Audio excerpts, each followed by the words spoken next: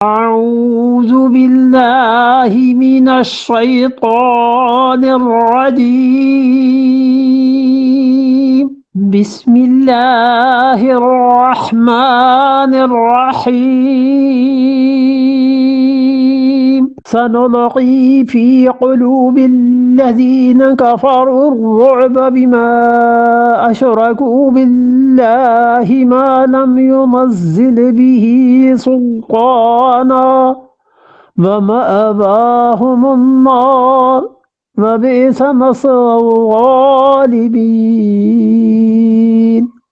سنلقی ان قریب، بہت قریب ہے. سین کا لفظ جو ہے اور سوفا کا، اس کا مطلب عربی زبان میں کہ ان قریب، اور سوفا اور سین کا ترجمہ کبھی کبھی بعض رات اب سے بھی کرتے ہیں. سنلقی اب ڈالیں گے، سنلقی ان قریب ڈال دیں گے. سنلقی ابھی بس وہ مرحلہ آ گیا ہے. فی قلوب الذین، ان لوگوں کے دلوں میں جو لوگوں نے کفر کیا ہے ان کے دلوں میں اللہ کیا ڈال دے گا؟ الرعب، اللہ تعالیٰ تمہارا روب ڈال دے گا، تمہاری دہشت خدا ان کے دلوں میں ڈال دے گا. روب جو ہے کسی چیز کا بھر جانا. رعبت الحوض، میں نے کیا کیا؟ حوض کو پانی سے بھر دیا. تو روب کا مطلب کسی چیز کا چھا جانا، کسی چیز کا مکمل طور پر کسی پہ نافذ ہو جانا، اس معنی میں بھر جانا اس کا. تو تمہارا روب، تمہارا ڈر، تمہاری ہیبت، اصل لفظ جو ہے وہ ہیبت تمہاری اللہ ڈالے گا. اب آ گیا ہے موقع، اب اللہ ڈال دے گا فی قلوب الذین کفروا الرعب، ان کے دلوں میں جنہوں نے کفر کیا ہے تمہارا روب اور تمہاری ہیبت. بما، اس وجہ سے. یہ با جو ہے نا سبب کے لیے استعمال ہوا ہے. کس وجہ سے؟ بما، اس سبب سے کہ اشرکو باللہ، انہوں نے اللہ کے ساتھ شرک کیا. اشرکو باللہ، یہ شرک جو ہے ان کا اتنا بڑا جرم ہے کہ اس شرک کی وجہ سے خدا ان کے دلوں میں تمہارا روب ڈال دے گا. نفسیاتی بات ہے کہ جو آدمی مشرک ہوتا ہے 20 اور 1000 اس نے خدا بنائے ہوئے ہوتے ہیں، اس کا بھی ڈر، اس کا بھی ڈر، اس کا بھی ڈر، ہر چیز سے ہی ڈرنا ہے. اور مومن انسان نفسیاتی طور پہ اللہ کے علاوہ جب ایمان قوی ہوتا ہے تو کسی سے ڈرتا نہیں ہے، اس کا تو سارا تعلق اللہ سے ہوتا ہے. تو اس لیے اللہ نے فرمایا ہے کہ ہم اب ڈال دیں گے تمہارا روب ان کے دلوں میں جو اللہ کے علاوہ غیر کے ساتھ شرک کرتے ہیں. اس لیے جتنی مشرک اقوام ہیں ان سب مشرک اقوام میں ایک بات بڑی صاف اور واضح ہے کہ وہ کبھی بھی اور کہیں بھی آمنے سامنے آ کر جنگ نہیں کرتے، ڈرتے ہیں. اور جو قومیں بھی شرک کرتی ہیں اور ڈرتی ہیں وہ پھر اس کے بدل میں بجائے اس کے کہ آمنے سامنے آ کر لڑیں، وہ کرتے ہیں سازشیں. اور سازش کے لیے بولنا ہے جھوٹ، اس کے لیے ہونی چاہیے دغا بازی، نفاق، یہ سب چیزیں ہونی چاہیے. اور اہل ایمان میں وہ باتیں ہوتی نہیں. تو سازشی ذہن جو ہوتا ہے وہ کہتا ہے کسی طرح کام بھی پورا کرو اور نقصان بھی نہ ہو، دشمن کے سامنے بھی نہ آنا پڑے. تو اس لیے پھر وہ یہ بھی کرتے ہیں کہ منافقوں کو خرید لیتے ہیں. تو منافق بظاہر مسلمانوں میں ہی ہوتے ہیں، وہ آپس میں ایک دوسرے سے مل جل کے ہی رہتے ہیں.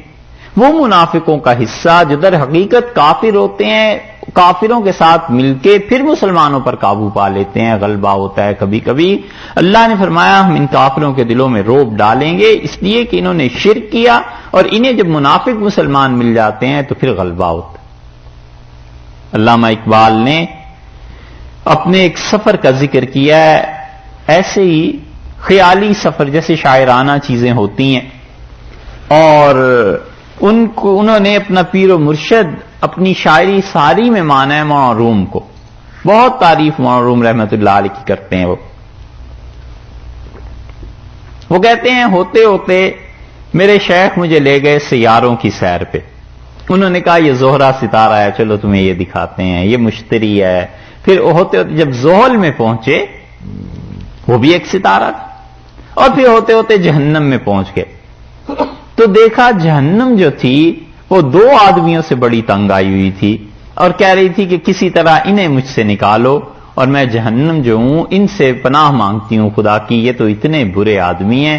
اور کہتے ہیں پھر میں نے دیکھا تو ایک میر جعفر تھا اور ایک میر صادق تھا، ایک دکن میں جس نے یہ حرکت کی تھی اور ایک بنگال میں جس نے یہ حرکت کی تھی مسلمانوں کو ڈبونے کی، جہنم بھی ان سے پناہ مانگ رہی تھی۔ ان منافقوں کا ایسا ہی ہوتا ہے، آج کی آیات میں آگے چل کے وہ بھی آ رہا ہے۔ اللہ نے فرمایا ہم ان لوگوں کے دلوں میں رعب ڈال دیں گے، بما اشرکوا باللہ، اس لیے کہ اللہ کے ساتھ شرک کرتے ہیں۔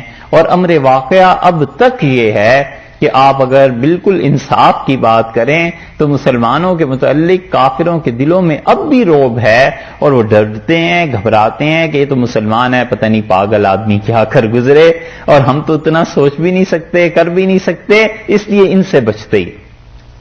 یہ سب خدا کی توحید اور اس کی برکات ہیں کہ مومن کا عقیدہ اللہ کے ساتھ مضبوط ہوتا ہے، اور اللہ کے علاوہ کسی کو نفع نقصان کا بھی مالک نہیں جانتا، اور وہ سمجھتا ہے کہ موت تو ایک دن آنی ہے، اگر اللہ چاہے گا تو موت آئے گی اور نہیں چاہے گا تو نہیں آئے گی۔ اور کافر اس کے مقابلے میں اس کا تصور آخرت پہ ہوتا نہیں، یقین، وہ کہتا ہے جو کچھ کرنا ہے یہی کرنا ہے، دنیا پھر تو بننی نہیں، اور جو کچھ بھی ہے معاملہ یہی کر لو، کسی طرح یہ زندگی لمبی ہو جائے، اور اتنی لمبی ہو جائے، اتنی لمبی ہو جائے کہ موت پر بھی بس چلے تو قابو پا لیں۔ مومن آدمی کہتا ہے کہ یہ زندگی تو جیسی بھی ہے، شکر کریں کہیں خدا کے ہاں پہنچیں اور اللہ کے ہاں ملاقات کریں۔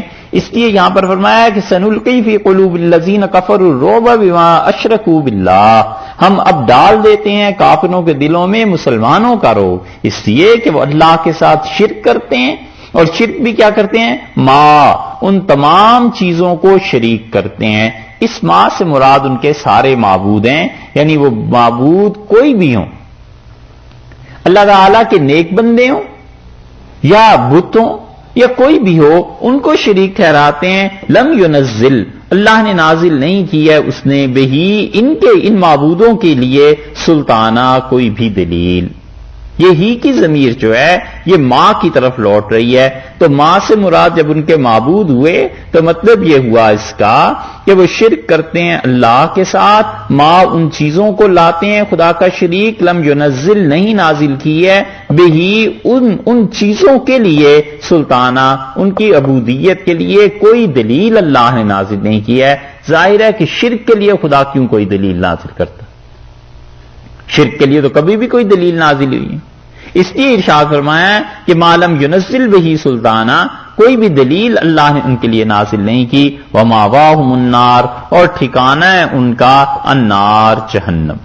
ماوا ٹھکانے کی جگہ، ماوا اور ملجا دونوں اس کے قرآن پاک نے الفاظ استعمال کیے ہیں۔ ماوا جہاں کوئی آدمی پناہ لے، یہ جو انصار کے صحابہ کرام رضی اللہ عنہم تھے، انہوں نے یہ جو مہاجرین آئے تھے، اللہ نے فرمایا کہ وہ لوگ جنہوں نے انہیں ٹھکانہ دیا، تو مأوا وہ جگہ جہاں پر جا کر کوئی آدمی ٹھکانہ حاصل کرتا ہے، جہاں پر جا کر کوئی آدمی سر چھپاتا ہے، رہتا ہے، تو یہ سر چھپائیں گے کہاں؟ ان کا ٹھکانہ کیا ہے؟ النار، وہ خاص آگ، مراد جہنم ہے۔ وبئس مثوى الظالمین، اور کتنا ہی برا ٹھکانہ ہے مثوا، بستی، مسوا قریہ کے معنی میں بھی آتا ہے، کتنی ہی بری بستی ہے، بسنے کی جگہ ہے، کتنا ہی برا ٹھکانہ ہے الظالمین، ان بے انصافوں کا۔ انصاف کرتے تو اس کی عبادت کرتے جس نے اپنی عبادت کے لیے صدہا دلائل نازل کیے ہیں، اور ایسے بے انصاف ہیں اس کی عبادت کرتے ہیں جس کے لیے عبادت کے لیے خدا نے کوئی دلیل نازل نہیں کی۔ اس لیے مسلمانوں کبھی بھی کافروں کے پراپوگنڈے میں نہ آنا، کبھی بھی ان منافقوں کے پیچھے نہ چلنا۔ ایسے نہ ہو یہ جو کہہ رہے ہیں کہ رسول اللہ صلی اللہ علیہ وسلم کو احد میں شکست ہو گئی ہے، اور لعاذ باللہ اگر یہ خدا کے پیغمبر ہوتے کیوں ایسے ہوتا، کیوں ایسے ہوتا، بالکل ان کی باتوں میں نہ آنا۔ کیوں احد میں تمہیں پسپائی اختیار کرنا پڑی؟ وقتی طور پر تمہیں کیوں شکست کے منظر دیکھنے پڑے؟ ہم بتاتے ہیں